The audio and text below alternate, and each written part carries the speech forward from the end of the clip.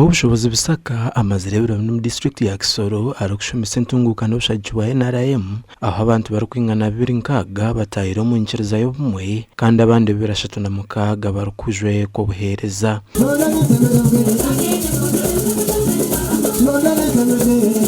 omwikiriza akora ebiro omwikiriza akora ebiro 47 kusaba ebiro kwezi 212 kandi nikimanyisa omwikiriza aho mulebiro 3 byonka kandi nakora ebiro 27.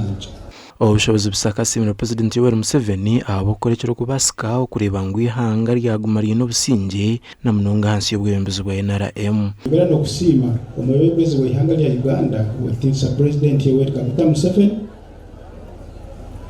abokuba abakiriza obumu hamwe n'abanyonde bayititwe na tusakika President obutekaho businge omuyanga lya Uganda twabakurungi.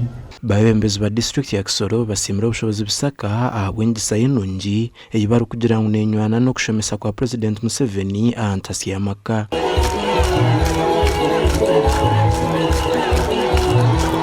Ningenda kusimira omukweda mani nagabo akozere umurimo mukoto muno hano Kisoro abo kuba nibo bawangize okwikiriza no kumanya ruhanga enikiriza yawe imwe abakazi abagore abafite abagabo babo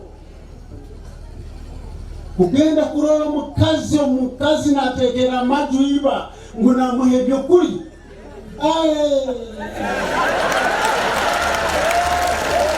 Captain Regan Muganza political commissar wa Mahiga UPDF ashabira obusobozi busaka okushabira ihanga lya Kongo okutunga obusinge akubango entasi y'abantu bakusoreka chendera abo rutaro ry'omuyanga lya Kongo.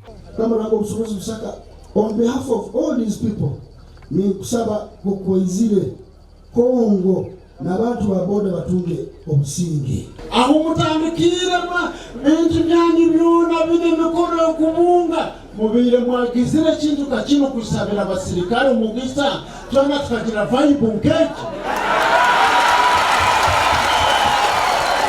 Omukoro guno gumuhaye mukoro yo kwetebekana sekiro kikuru ekyanye nkyakare ekiyakwasira hamuntu akakira gasha kwa Thomas tumwebaze.